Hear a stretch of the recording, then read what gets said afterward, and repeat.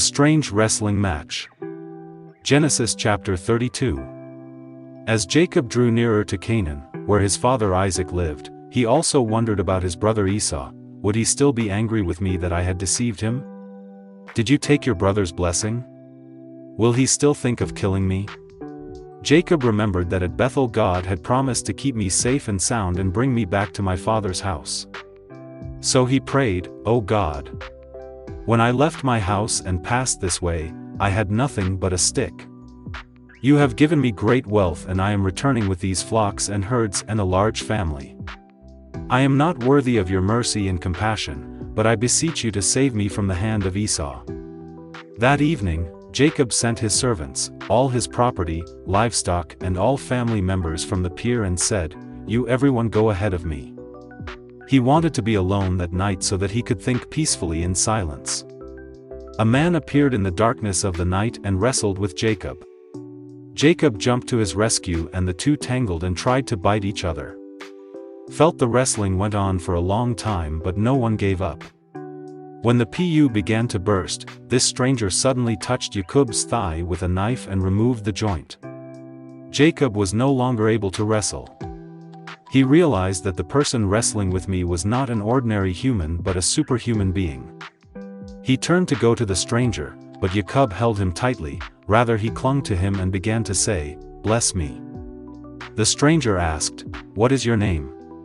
He answered, "Dia, Jacob." The stranger said, "I give you a new name. I give from now on. Israel will be called." This. So, by trying hard with God, I remained firm.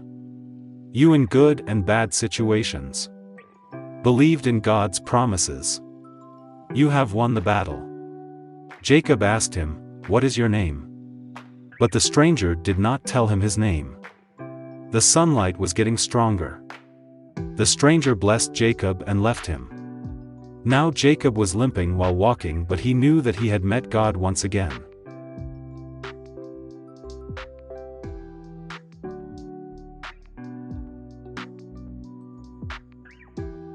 Jacob meets Esau again. Genesis chapters 32 to 33. Jacob pleaded with God, "Keep me safe if I meet my brother Esau again." But he himself made arrangements to satisfy Jesus.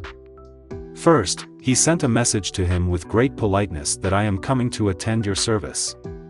He thought that my brother would come to meet me. Then he went through all his flocks and herds and singled out the best sheep, goats, camels and donkeys.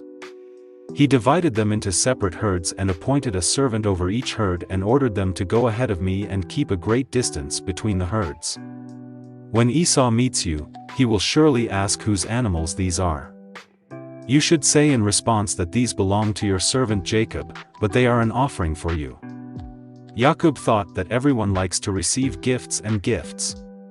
Perhaps in this way Esau's heart will become soft and kind to me.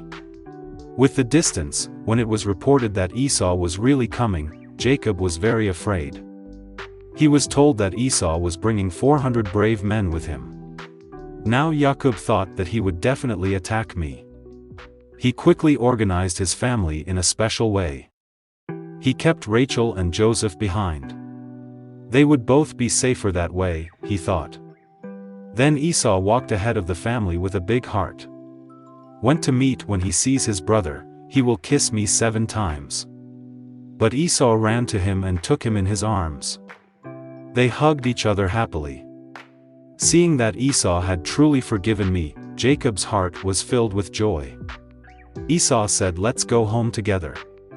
But Jacob could travel slowly because he had children and small animals with him. They could not walk as fast as the strong and powerful men of Esau. Chana Nacha brothers said goodbye to each other once again. They were reconciled.